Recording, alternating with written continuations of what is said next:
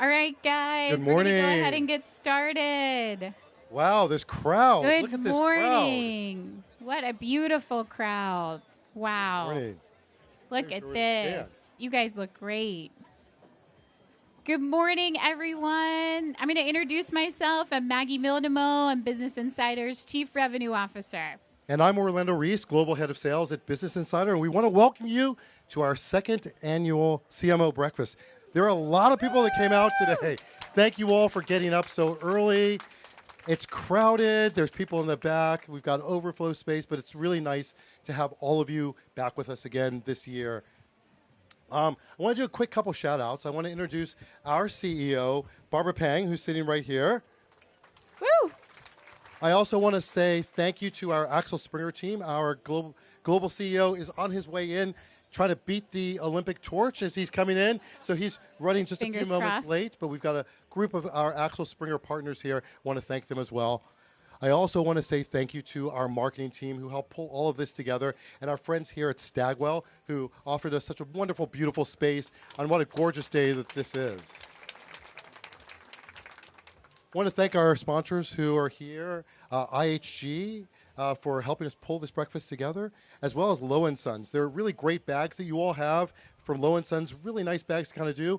That's not the only bag you get. You will be getting an email from us later on, and you'll be able to choose your own bag sent to your home so that you do not have to carry it back from Cannes. Because I know you're all shopping, so I don't want to make you overweight when you go back to wherever you're going. So there will be an email coming out, and you'll be able to choose these really beautiful Low & Sons bags that you'll be able to get.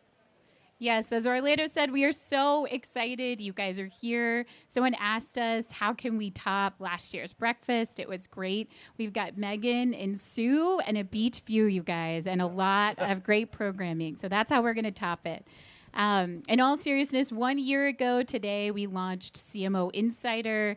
It is a destination on Business Insider for profiles on marketing executives, analysis, an understanding of industry trends, basically one place where our audience can go to learn more about our industry and all that it's going through. We also, out of that, launched CMO Advisory Council, a group of the most important CMOs, including Michelle Taite, who we'll hear from in a couple of minutes, as one of the founding advisory members. We brought this group on the road. We gathered them at important marketing events all over the country and the globe. And we're going to do it all again this year in year 2. And it kicks off today with our second annual CMO Breakfast. In CMO's Insider's second year, we will also be taking it globally. We'll be taking it on the road in Europe. And we will be launching a project on careers in marketing and how to navigate your own career, how young people can navigate their career in marketing too.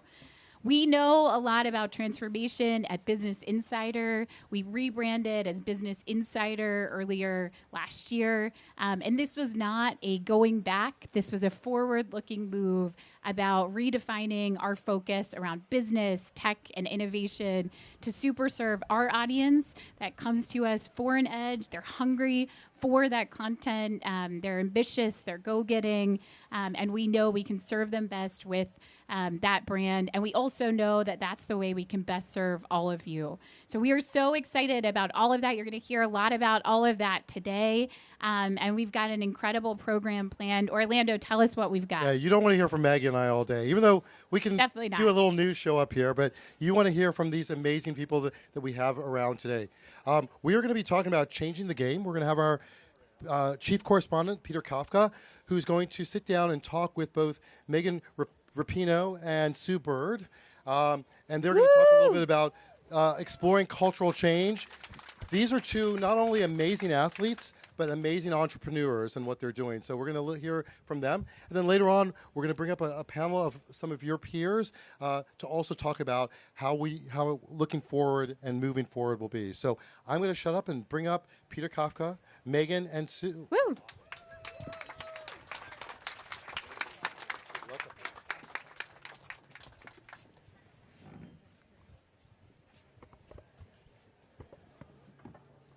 Megan, Sue, thanks for joining us. Yeah, thanks for having us. Happy to be here. I was asking Megan if she was nervous. She's like, no, I do this stuff all the time. Love you guys, but if you want to know how chill she is, After I grill Megan, she is going to carry the Olympic torch. So I've never met an Olympic torch bearer before, so I'm marking that one down. Yeah. You guys have been legendary athletes for a long time, public figures for a long time. When did you decide you also want to be entrepreneurs? Was it something that was always a goal or something that sort of came to you over time? I think we kind of always have been. I think athletes sort of always are, and especially now. And I think, honestly, especially as female athletes, our whether it's salaries or how much we're being paid hasn't, always been commensurate with what we feel like we're worth. And so there's always been work to do off the field or off the court. And I think it just kind of comes natural to us. Yeah, for me personally, I played overseas for a really long time. So I was in the WNBA, but I was also playing in Russia, a little bit of a cycle. And probably around age 33, I stopped overseas, but not the WNBA. And so now I had all this time. And I was like, well, I don't actually want a real job when I grow up. So let me start figuring this out now. And that's really when I started thinking about businesses and business building. What was I going to be interested in? I tried broadcasting. I worked in the front office with the Nuggets. I was trying to do as many things as I could to see what would stick. And was there a model for you? Like, oh, this is someone who's transitioned really successfully from sports to not just being in business, but running their own thing? Not really. That's actually something we're really passionate and excited about. I think we both played long careers, and in athlete years, it's like dog years. We're like 105, but it's a compliment. Like, we did it, and I feel really proud on both of our behalfs that we set a blueprint for athletes to play into their late 30s, to play into their 40s. I think we're going to see that more and more. So we're really proud about that. And now we're able to create this other blueprint for after playing, where you can start to have businesses do things you're interested in, where young athletes can look up to us and say, like, oh, like Megan did that, like that, or Sue did this. Oh, I want to try that. So we can set this other blueprint up. Was there a time when it clicked in? Like, you're playing and thinking about doing this. Was there a specific time when that clicked in? Oh, we're going to need to do this, or was this always sort of bubbling up in the back of your head? I feel like it happened, relatively young for me. It's kind of like the first time you get an endorsement and the first time you have a brand deal or a sponsorship, like, you're a business, They're paying you to do something. You have a brand of sorts. I think it progressively increased over time as, we played for 100 years, as Sue said. And so you kind of like learn the business, you sort of like understand the landscape a little bit better. And I always feel like, it's going to get owned one way or another, and it is mine. So either I'm going to own it or somebody's going to own it for me, which I obviously prefer the former. So how do you start to even just conceptualize it for yourself of what it means to be a business? Sometimes it feels like cringy to say that, but like we both are, and we have been for a really long time. So I think just growing up in the sport, having a ton of exposure to different aspects of the business side, whether it's negotiating CBAs, as we've both done, having a lot of brand partnerships or interaction with brands, having opportunities, like Sue said, she, spent time in the Nuggets front office. Like, does she want to do that? I don't know. Probably not. Seems like a lot of work. A lot of work. Yeah. A lot of work. You're never out front. You're never the star. I don't get it. Same with coaching. Like, that actually would fit for me. This is where we're different. Yeah. People are like, you want to coach? And I'm like, what? No, definitely not. So I think just over time, getting more comfortable with the concept of having yourself be a business, and then you get to really choose what you want to do from there, what you're passionate about. The only thing I would add to that is what I've realized, I think we've both realized, is as athletes at times, you almost digest this feeling of like the dumb jock. But I don't know, you wake up one day and you're like, wait a minute, I have an experience that actually makes me an expert. Like, no, even you guys on your side of things, the same way I wouldn't know what goes on in your daily lives, you don't know this side of it. So we're bringing something in terms of this business relationship. We're bringing something to the table. There's an expertise. There's an industry knowledge. There's things that unless you lived it, you wouldn't know. And now, I don't know, it's given me a different confidence in this new world. I've done a lousy job of moderating. We should explain what the business you guys are in. You're in multiple businesses, but there's one primary thing you guys business are working of on. us. Yeah. What is the business? What is the thing you're spending most of your time on these days?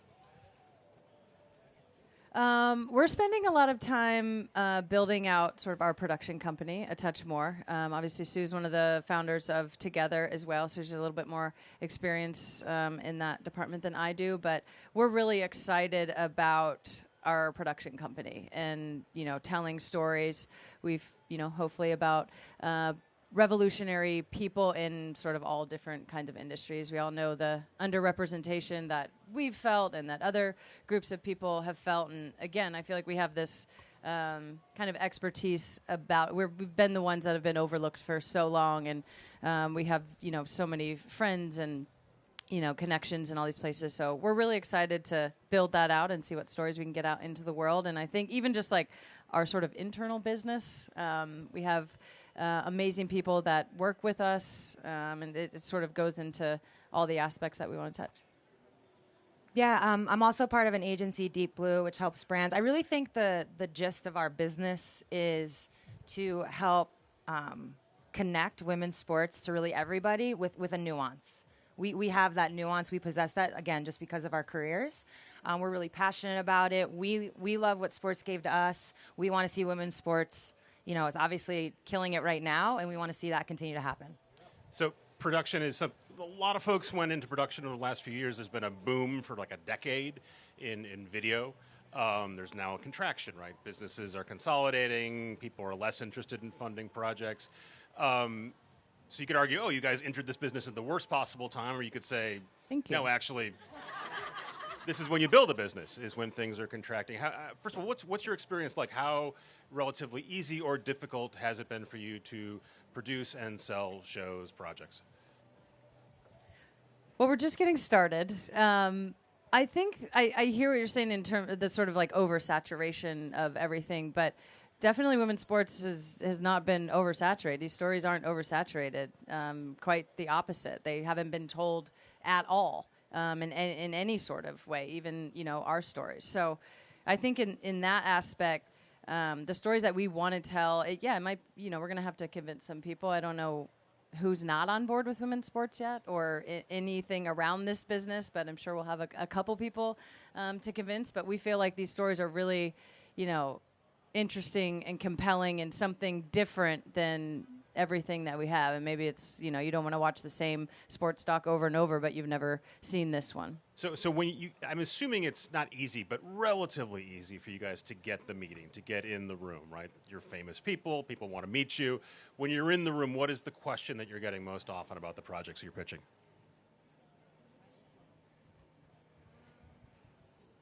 I feel like this isn't necessarily this specific room on the production side, but I do feel a question that we get a lot is, is this just a fad? Like, when's this women's sports thing going to go back down? No, really. And that's coming up quite a bit, just I think in general. And my answer to that is having been in this for so long, I've never felt it the way it is right now, right? I watched Megan go through her run in 2019. Obviously, there was a lot happening there politically, but also with equal pay, and that had a certain crescendo to it. But even what's happening right now across all sports, it's something different and it's tangible. And the way I like to explain it is women's sports has finally crossed this cool line. Like there was a line of cool in the sand that some athletes and some sports, usually on the men's side, cross, and then they're just cool forever. And now women's, it's cultural cachet is really what it is. It's stakes. People are turning on games now, and they care what happens in a different way. And so to me, now that we've crossed that line, even though it is a little arbitrary, we're in a whole new world now. And people want the stories. They want to hear what we have to say. And I think for that reason, it's not a fad. It's not going to go away. It's going to continue to rise. Can you tell when you're meeting with someone if they want to meet you because you're famous versus they want to meet you because they want to be in business with you? Definitely. What's the tell? Can I get a picture? My daughter plays soccer. Yeah. I'm like, there's like $50 million that play soccer and basketball. No. Yeah, I mean, I think sometimes you can just sort of, feel the vibe. But I think that's okay also.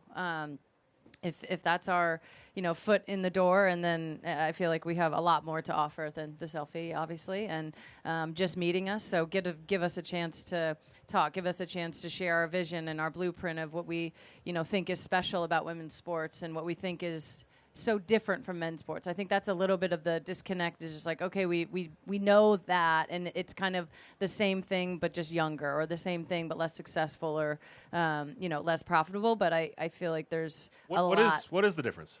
I mean, I think the authenticity of our stories, like when you talk about women's sports, you're talking about so much intersection in just society. You're talking about, reproductive rights. You're talking about parenthood and motherhood. You're talking about, the existence of racism in sports. You're talking about homophobia in sports. And even though we have, women's sports is such an out and open environment. So I feel like it really gives an opportunity to talk about anything in society and put it through sports and use sports as the vehicle, which we know, really has the power to change the world. I mean, as cliche as that sounds, there's something so incredible about watching people and athletes put everything out on the line. And so I think we can really give rich stories, and that's, part of the reason why we want to have our production company is to tell stories about sports, but really tell stories about people and specifically about women.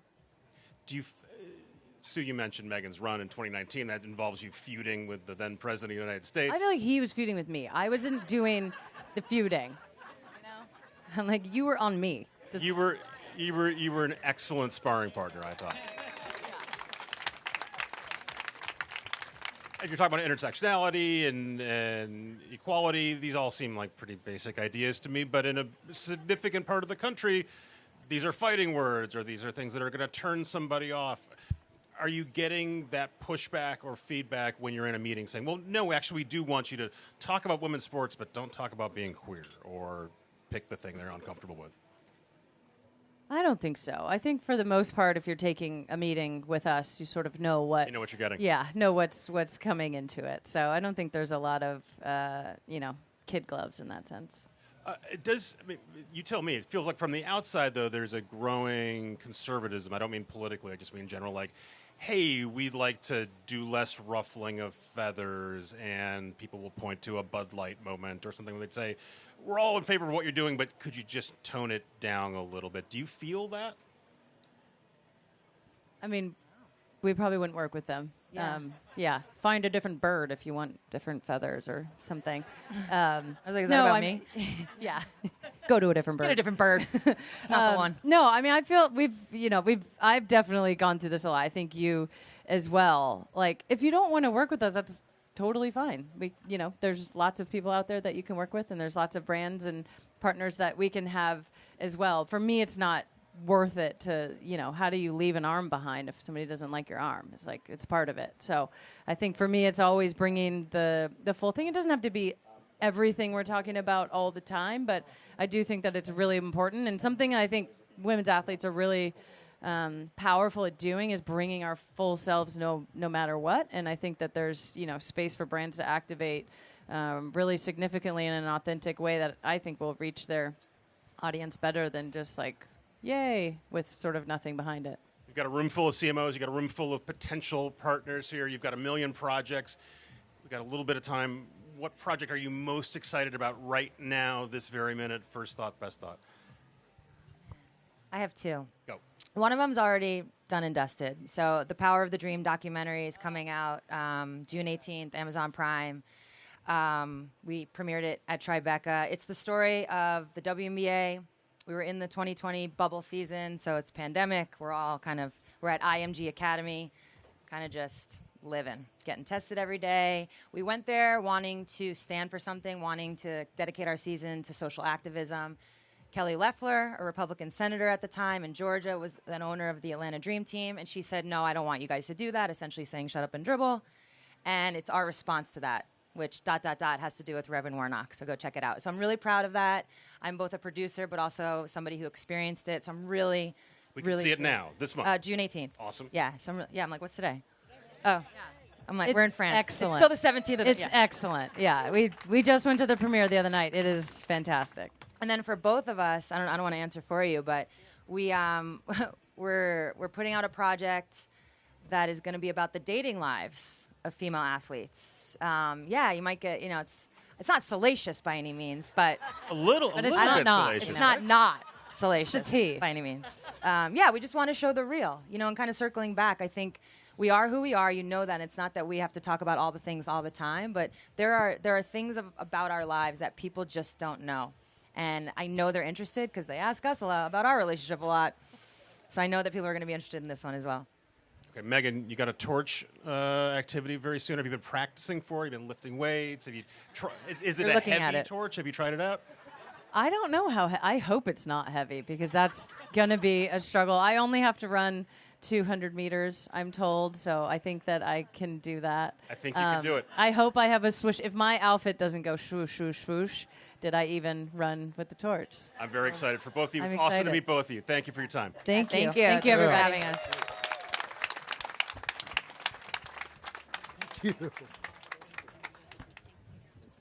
All right, guys, let's give them one more round of applause. Wow, that was incredible. You guys are so inspiring, doing such amazing work.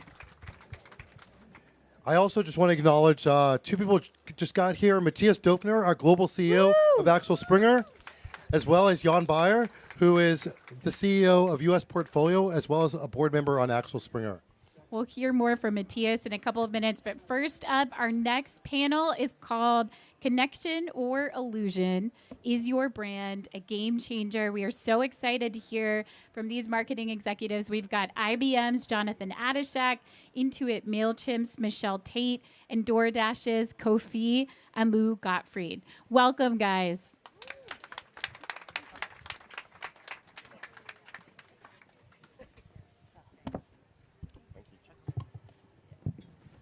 Hey everyone, I'm Lara O'Reilly, Senior Correspondent at Business Insider. It gives me great pleasure to welcome our game-changing CMOs today, from game-changing athletes to game-changing marketers. Any torch carrying in your plans, guys? I mean, if you had told me that I was following Sue and Megan, I would not have done this, but Agreed. here we are. I just gave her the advice. You don't run with it. You have to go. You have to walk. You have to go slow. It's a hard bar to Because meet. it's such a short amount of time. Very true, very true. So today we're here to talk about game-changing brands, but doing so authentically. And what I wanted to talk about first was authenticity is something that often gets mentioned at conferences like these, the buzzwords around purpose and so on. But what does authenticity actually mean to you guys in your marketing, and how do you express that to the business? Amazing. And for all you pickleball players, just a quick announcement That's over there. authentic. It's real, guys. Very trustworthy. You want me to Oh, start? sure. For us, it's about knowing who you are. Like, we can talk about authenticity and trust and loyalty, but really, we think about soulful subjectivity on our brand. We're a very bright yellow at Intuit Mailchimp in a sea of blues and greens, and we're proud of that. We know that we are the expert absurdists, and so we have expertise in marketing. We deliver the ROIs and the revenue, but we don't take ourselves too seriously. And if you look at our mascot on our logo, Freddie, you should look at his wink, right? And his wink signifies that we've got you and we get you. And that, in addition to knowing who, what our values are and what we are and what we aren't, allows us to come to market and really be clear about our offering, our character. And I think if you think about, people are here to connect, right? And people live to connect, and work is no different. We can have one of two interactions. We can have an interaction that is very transactional. I give to get, and I can decide how much value I want to give to get. And then I can have an interaction which is really about how do I connect with someone that is part of a community, part of the values that I believe in. And that's where we want to play. And so we're totally fine with some people opting out and some people opting in, but we really tend to be very subjective about who we are. And Jonathan, is there much winking at IBM? Take your glasses off. There's lots, but I think what Michelle was saying about the values is so important, right? We're a 113-year-old company, and we're a company that's really been founded on trust. And for us, we just can't move away from those values that make us who we are, and that are, have been there from the beginning. And we're very careful to make sure that we're not taking steps that take us away from that. So that might mean a business deal that we're involved in, or being in a certain location, those sorts of things, because it is what makes us who we are. And I think it's the same for everybody here. All of our companies are built on those same values, and you can't move away from them. Not our same values, but everybody has values. And Kofi, how are you defining I love your authenticity? values because they get me food really quickly. Well, I was going to say, for us, a lot of the way we think about it is like meeting customers where they are. So obviously we have a set of things that we care about as DoorDash, but a lot of our work, because we're a daily business, we're real time, we're accountable to people in the moment. Authenticity for us is like showing up and meeting needs as they happen and making sure we can deliver on that promise every time. And how do you actually describe that to the business? Like, what does that mean in terms of kind of business success and business results? Certainly from our perspective, I was going to say it's relatively straightforward, which will make it sound like it's easy. It's hard, but in our business, because we're so indexed around utility in the moment, it's actually quite easy to measure how well we're doing, right? Because we're really thinking about, did I drive a net new customer today? Did I help a Dasher earn money today? Was I able to drive a restaurant in an incremental order? And so we really think through the lens of like the value that we're delivering for each of our audiences. Absolutely. And Michelle, you mentioned that, we're here at Cannes. It's all about meaningful connections. How do you define meaningful connections within your business? What does a meaningful connection mean? How do you define that from a click, for example? Yeah, we think about meaningful connections in 3 buckets. One that we just talked about, the subjective connectivity, and then, or social subjectivity, I should say. The second is really about sincere personalization, which is about, you have my data, I am more than willing to give it to you. About 60% of customers tell us that they're willing to give us their data, but they want value in return. And so how do you create that meaningful interaction with them? How do you think about them in an insightful way that allows you to bring value to them? Airbnb does this phenomenally well. I had a really amazing interaction with them where I was looking for an Airbnb on the coast, and they showed me a house that had a piano with a view. And I play piano, and it never occurred to me to get an Airbnb with a view. We didn't end up hiring or renting that Airbnb, but next time I logged in, I saw pianos with a view all over the world. The best views with pianos, right? That is, to me, sincere personalization. We do this with our customers in many ways across the product experience and at the top of funnel. And then the third is about just shared courage, right? When you do something that is a little courageous and a little bit on the edge that requires you to put yourself out there, consumers and customers actually see it. I'll give you an example. A couple of years ago, we were going up market as we serve the mid-market and advanced marketers, and we knew that a big competitor of ours who is from Boston was holding a very big conference. And we said, okay, but we're the #1 email and marketing automations platform in the world, so we should show up there. And we colored all of Boston yellow, right? And not only did we color it with out of home with yellow, but we actually we covered all of the taxis in yellow, and we gave people free rides from their hotels to the conference, and we played educational and entertaining videos and gave them some swag on the way.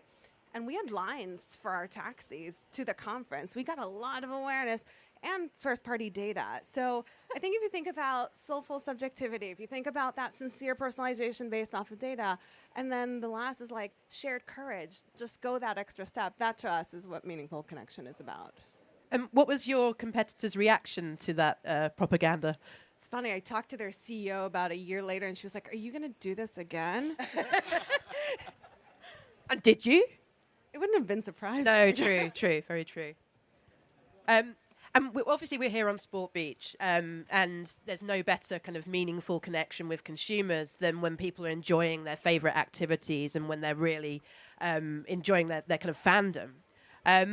Kofi, can you talk a little bit about what DoorDash is doing in that space and kind of how you're really impacting there? Yeah, so we do a fair amount in sport. We have partnerships with the WNBA, with the New York Knicks, with the Heat, with the Golden State Warriors. We have a partnership with Angel City Football Club, with LAFC. But a lot of the way that we think about this work is like, how do we enhance the experience? Because you actually don't want to get in the way of what fans are trying to do. So, last year we did for the NFL and for college football, we did a bunch of campaigns that were really like, when you're watching the game, how do I encourage an order? How do I bring something to you? And so we had this super funny thing with Coach Beard from Lasso, and a QR code. It's really simple concept, but the notion was like all of these customized promos that we're bringing to a customer while they're enjoying the game. And then at arenas, we really think about bringing our merchant partners. So if you think about all of these local teams that we have, they're all of these small and medium businesses where it's like, can we get you on the screen of Madison Square Garden? That's a huge deal, right? So being able to partner with a local pizza shop in New York and then partner with the Knicks and have Walt Frazier, who wears these, if you ever watch the Knicks games, wears these ridiculous, amazing custom suits. Great outfits. Incredible. But then having him do that for Ruby Rosa and have that as the thing he's wearing that day. So using all of these opportunities as a way to enhance the viewer experience, but also our partner experience.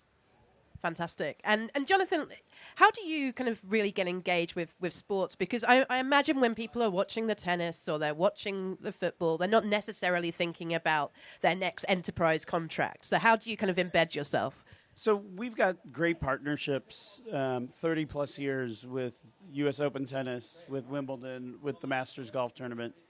And they're truly that. They're partnerships. And they're there to really change the way fans engage with the sport. So I think we're really proud, and Augusta National is really proud of the Masters app. People regularly say it is one of the best apps out there. And regularly you hear from golfers, we'll hear from golfers at the tournament or caddies saying, I go home at night and I watch the whole tournament that happened the day before on the app and learn how I could play better. And they can watch a full round at Augusta in under 3 minutes of any golfer. And that's not just for the golfers, though. That's for the fans, because you get all of these fans that are coming in. On the Friday afternoon this year, around 2:30, when it wasn't, people were not sure if Tiger was going to make the cut, we had 900,000 concurrent live streams running on our app of people engaging, because Friday afternoon is not prime time on television for Augusta. Right? So people want to go there, they want to watch, and that doesn't even include everybody who came back afterwards. So we use that as a way to show our technology in life. And we're also bringing our clients to the tournaments and to the events and showing them behind the scenes. So we even get deeper with the technology there, where we will go at Augusta and make some predictions in a closed room where we show people some of the data that doesn't come out to the public. We'll start showing some of those pieces. And, you know, we didn't do predictions this year, but in the past. But similarly with Wimbledon and with the U.S. Open, we're showing people how that technology comes to life. And time again, our clients are walking out of there going, I could take that technology and I could use it for my. So what's the data that people don't see? I'm interested. Like, what's the under the hood stuff? There's just some of the background data that you can get much deeper in there. Because when you look at these tournaments, there are, I think at the U.S. Open, if I'm not mistaken, it's 45 points of data on each shot, on each point. Right. So as you start layering all of those pieces together, it gets much more complex. And you can start understanding even further down. We look at things like crowd reaction, crowd noise. So it changes. And we're also looking at unstructured data at the same time. Interesting stuff. And obviously we just had Sue Bird on. And can you talk a little bit, Michelle, about your partnership with the NBA and the WNBA and how that's evolved over time?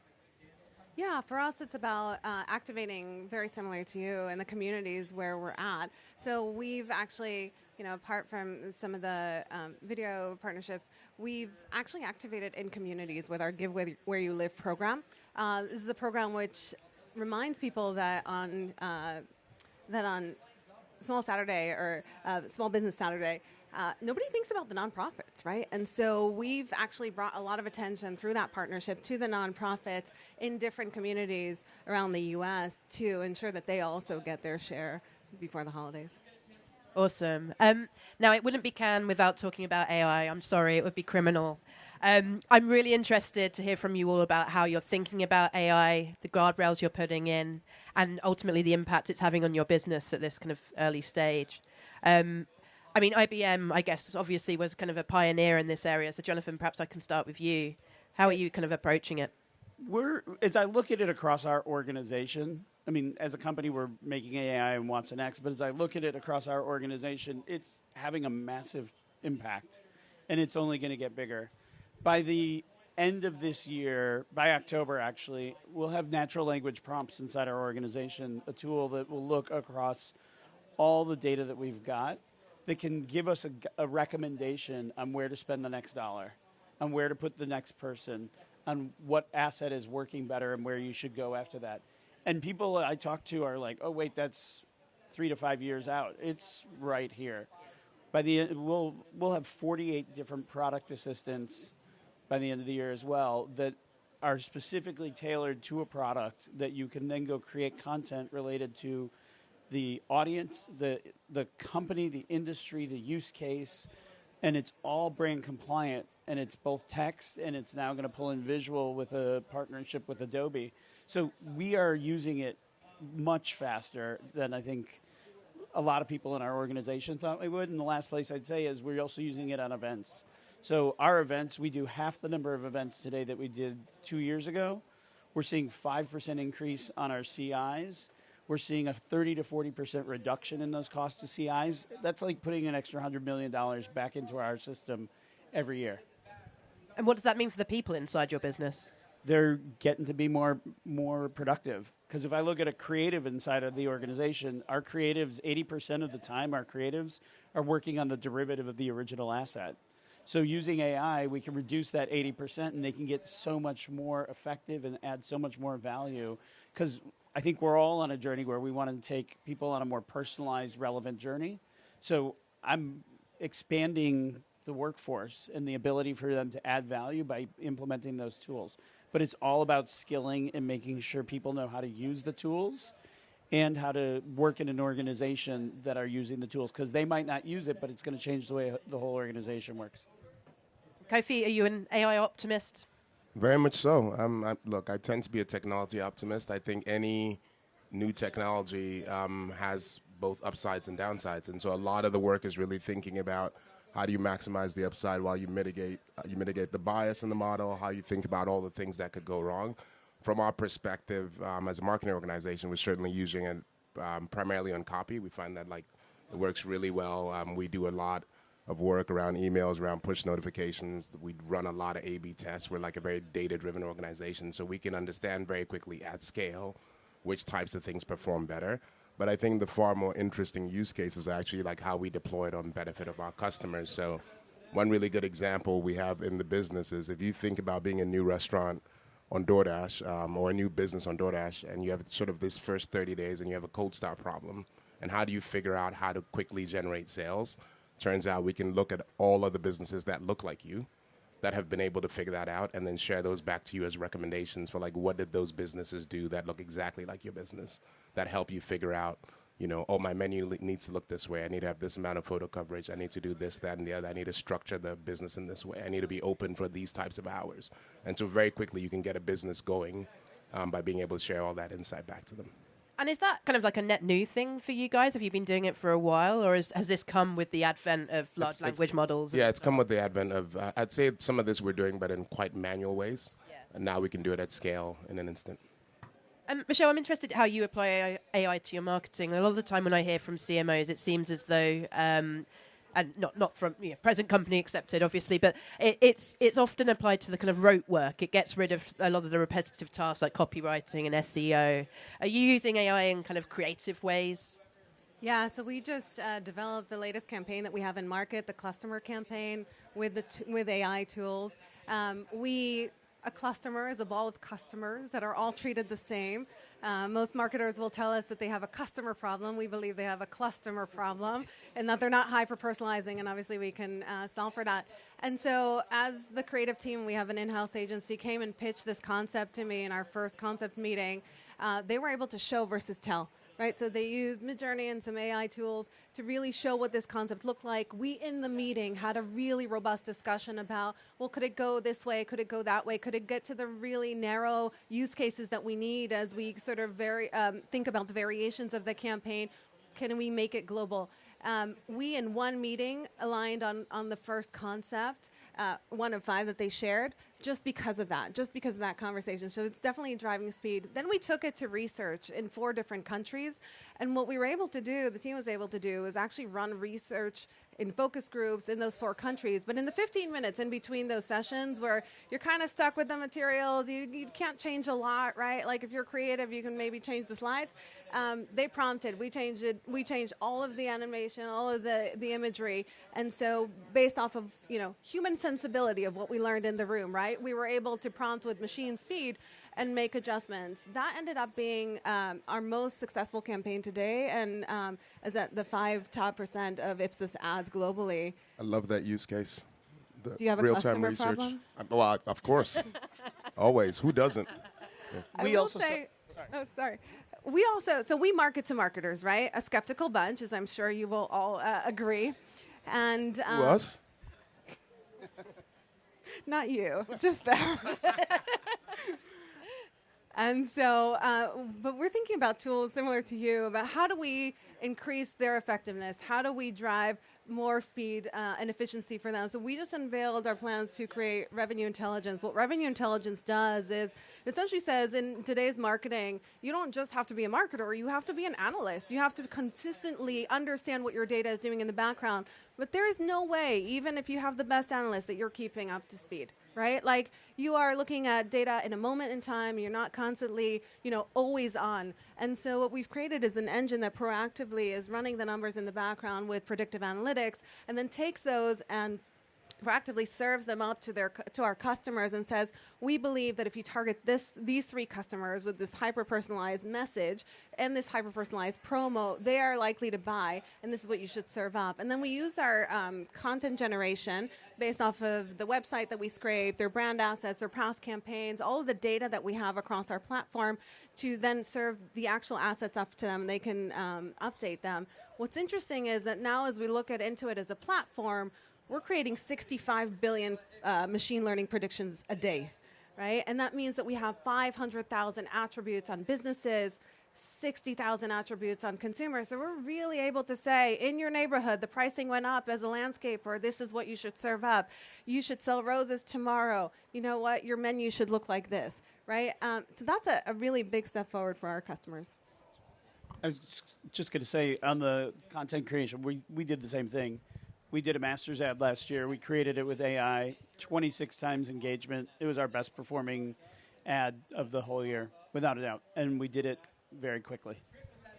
I wanted to talk also, I'm afraid to say, about the negative sides of AI. Obviously, this is an evolving technology. There's a danger of focusing perhaps too much on the data as opposed to the kind of like the key insight or the key strategic idea.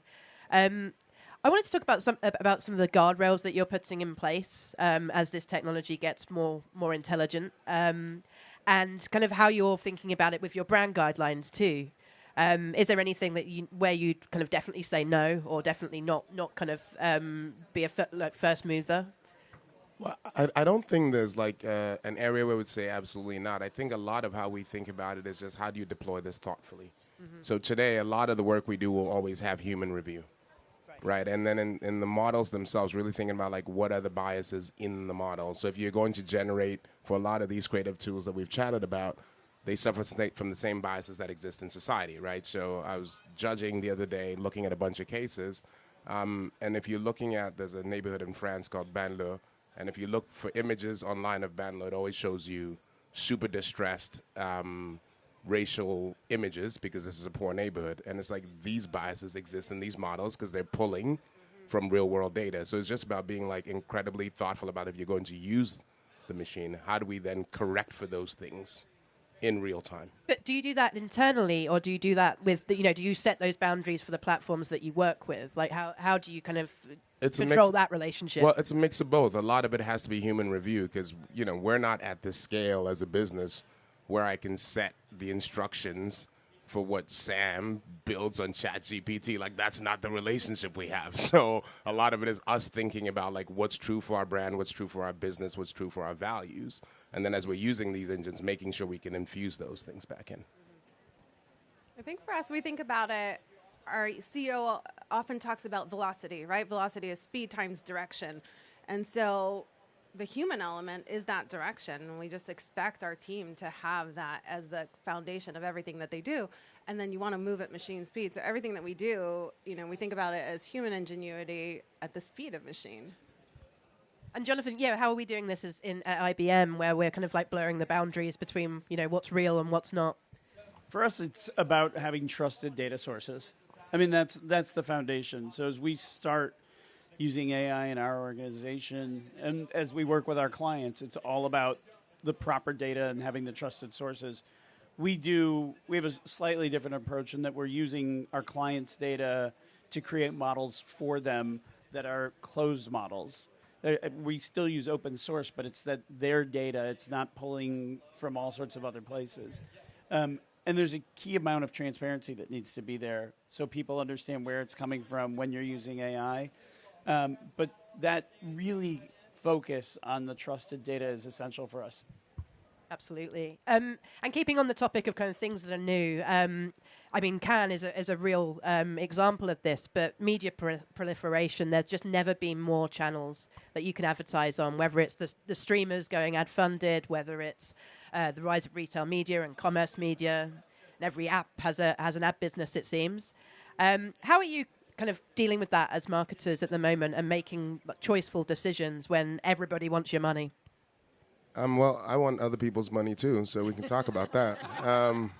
But I think the primary thing is, at least, and I'd assume it's similar for both of you, but we think of our world as like in a lot of ways, we're capital allocators. So like I have a marketing budget that has a set of objectives and has a set of constraints, and so we're constantly experimenting in new channels. And I think I get excited about all the possibilities because each of them gives you an opportunity to maybe find something that you didn't have before or find a piece of leverage. Particularly newer channels early on you tend to find a lot of mileage there as you start to explore. So what we do is we just go channel by channel and we keep experimenting until we find the ideal mix. And then DoorDash as a business, we have an ads business on our platform, right? And we're able to help. We have 30 million monthly actives, so like as who are there not to browse but to buy. Mm-hmm. And so how do I help brands get in front of that customer to drive a conversion for those brands? So that's another part of our business that we're focused on. But yeah, for us, a lot of it is like find all of these channels, continue experimenting. But how do you find that actually as a media seller then? Because, a lot of media plans are kind of like Google, Facebook, one other. So like how do you kind of get in, knock down those doors and get in front of the right people? I think a lot of it is by building differentiated ad products and by driving conversion. So if you think about our business, for example, when we look at the types of businesses we serve, vast majority of businesses on DoorDash are small businesses. And we think about for those small businesses, if they're going to spend $1 on marketing, what do they need? They kind of need a guaranteed return. Yeah. If you're a local restaurant, you cannot spend sort of in this, I'll get 50% of it back, but I don't know which 50%. And so we've built a sponsored listings product that only charges you on conversion. It's not a cost per impression. It's not a cost per click. It's a conversion base. So a lot of building those types of products is what helps you with those types of businesses because they can come to the table knowing that if they spend in our channel, they're going to see a return. So a lot of it is like trying to figure out what that customer needs and meeting those needs. Yeah. I guess that's essentially the Google and Facebook model, isn't it? I know that if I put in 50 cents, I'll probably get this out. Or at least that's what they tell you. Well, that's a click or impression base versus conversion base. So that's different. Yeah. And which channels are you excited about, Michelle, as we're, so many different new ones coming into market this year?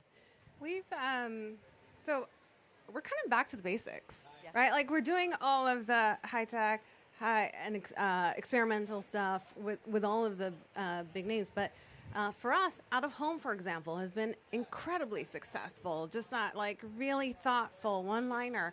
And in addition, we've started thinking about how do you target for us marketers in markets in a much more experiential way. So last fall, we created an exhibit with the London Design Museum and wanting to get deeper into the UK market. We knew that marketers there frequent exhibits in their free time, and they care about creativity and business, right? And this is one of the things they do.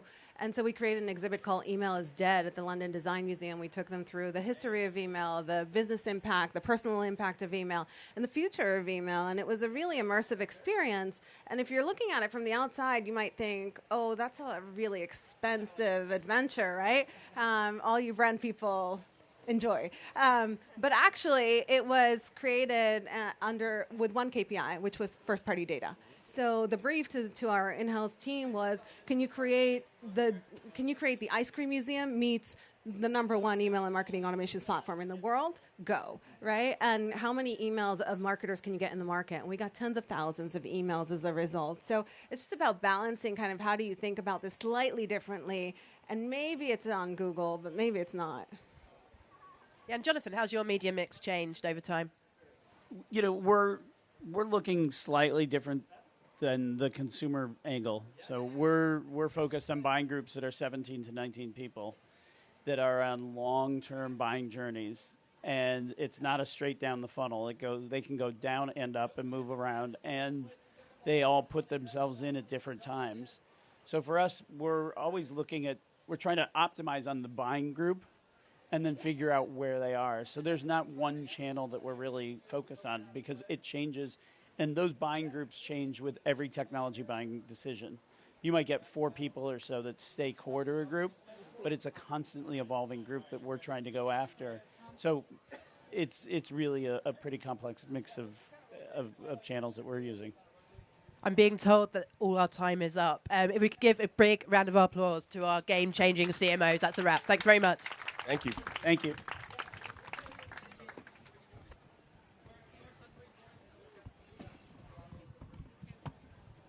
Ladies and gentlemen, we're not quite done yet. There's still a closing. Please remain seated.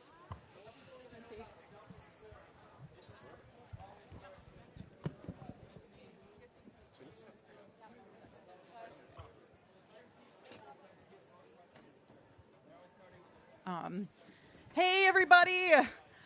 Thank you so much, Lara, and our panelists. I am Barbara Pang, the CEO of Business Insider, and it is a pleasure and a privilege to be here with all of you on the beach in this beautiful area, hearing from such inspirational and impactful speakers. That is the way to start a Tuesday, so thank you. So this morning's panels have been incredible. I have to tell you, I am still pinching myself after hearing from Megan and Sue. I'm a huge fan and supporter of women's sports. I was an athlete myself. I played ice hockey growing up and played at the collegiate level. So it just hits home for me. So before we conclude our breakfast today, we have a special guest, so please join me in giving a warm welcome to the CEO of Axel Springer, Matthias Döpfner, who's right here. Hi, Barbara. Hey, Matthias. So as many of you know, Axel Springer is a global powerhouse media and tech organization with over 18,000 employees around the globe, and has a portfolio of impactful news media brands, one of which is Business Insider. So that's pretty cool. And thank you so much, Matthias. Very much appreciate you joining me, especially because we heard that you came directly from the airport and that you raced and beat out the Olympic torch to get here. You have to tell me your secret at some point because my Uber was very slow. It's very simple. You always, when people are warning you that there will be a traffic jam, go there because nobody will in the street. It was the fastest trip from the airport to this place ever. Excellent, excellent. So to close us out, I really kind of want to zoom out. For this week, one really important in-depth study that Stagwell did showed that readers trust brands that advertise next to hard news as much as they trust brands that advertise next to lighter topics. And we'd love to know, what does that tell you about the relationship between news and advertising? And are you seeing this sentiment globally? Well, Barbara, first of all, thank you for having me. It's really quite a nice setting here to have a conversation like that. The future of brands, the future of news, I think it's a topic where I'm very much excited about at this very moment because I think the moment is a moment of fundamental and pivotal change. We have seen fast change 20 years ago at the advent of the internet. We now see exponentially accelerated change. And I think most of the old brands, of the legacy brands, will disappear. A lot of new brands will arise, and brands, media brands, are always to a certain degree generational phenomenons.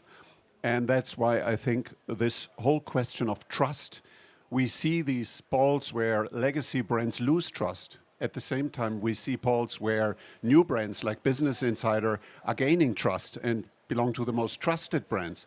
So I think it is not a question of philosophically hard news or soft news. It is really about a consistent brand development, and their trust is essential. And their trust empowered by the best human journalists, but also trust empowered by the best artificial intelligence will make it. Excellent. Another question for you. What do you view as the biggest opportunity between brands and news organizations in terms of creative partnerships or really other opportunities that you see?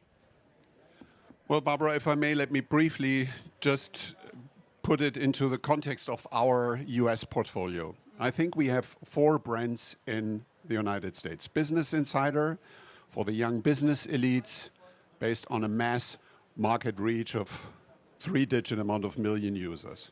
Politico, the most trusted, the most serious, the most unbiased or non-partisan brand for political addicts, for politicians and people who really live from politics. Small target group, but very, very top notch. Then we have Morning Brew, that is the brand for the young, upcoming, business-interested movers and shakers. And then we have eMarketer, that is for the younger, highly sophisticated business leaders who need in-depth analysis of data. So 4 different brands. They have 2 things in common. One is they are all digital native, and the second is they are all reaching young target groups, the elites, the decision makers of tomorrow.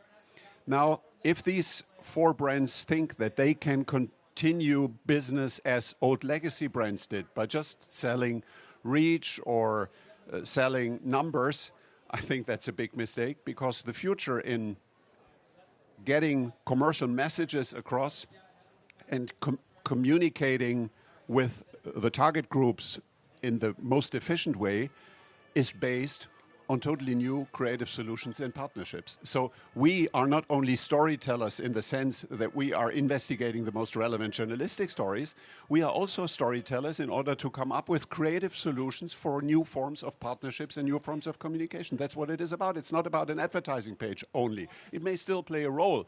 It's not about these kind of philosophical questions. Is it all about auctioning, advertising, performance-based models? It's all an element of it, but the basis of that is creative solutions. Excellent. Thank you, Matthias. And finally, we have time for one last quick question, which is innovation in AI is near and dear to our hearts at Business Insider, and I know absolutely near and dear to Axel Springer. I'd love to hear a little bit about how you see kind of the forward-looking view of how you utilize it at Axel Springer and for the future of media. AI is around for decades. Now, the world has discovered AI at the day when we first used ChatGPT. That's one single use case, but it has demonstrated to everybody what is happening. And I think it is truly one of the biggest changes in society. It is comparable to the invention of the wheel or other very fundamental changes, way more important than the first phase of the internet. And of course, it has, as also the other speaker said, it has good and bad, and it's in a way not black and white, that it is either we are against it or for it, we have to accelerate it or we have to slow it down. That's all stupid. We have to embrace it. That's the only option. AI either kills journalism and journalistic brands, or what I deeply believe, it empowers us, will bring us to a new level of relevance, of credibility. It can in a way reinvent the idea of newspaper journalism without paper. What was it all about? It was about coming up with something that was not supposed to be known, that was not supposed to be found out. Come up with news, surprise your audience, and also entertain your audience. And I think that can all be done much better with AI than with humans only. So let's embrace it. And our ambition is very clearly, we want to be the winning AI-empowered digital media company. Excellent. Big thank you to Matthias Doffner for joining us here today. I also want to thank all of you for joining us this morning and starting your day with us. And a special thank you to our CRO, Maggie Milnamo, our head of global sales, Orlando Reese, our head of marketing, Hannah Diddams, and all of their teams for making this happen. And finally, I want to thank the brands who are continuing to invest in news media. Because of you, yep, that's definitely a cheers moment. Because of you at Business Insider, we're able to report on all things business, tech, and innovation, provide the insights, the scoops, and the analysis that our readers need to not only get ahead in business, but in their lives. I really believe that together we can create the kind of authentic experiences and deep connections that keep people coming back. So thank you, everybody. I hope you have a wonderful rest of your can. It was a pleasure being here with you today. Take care.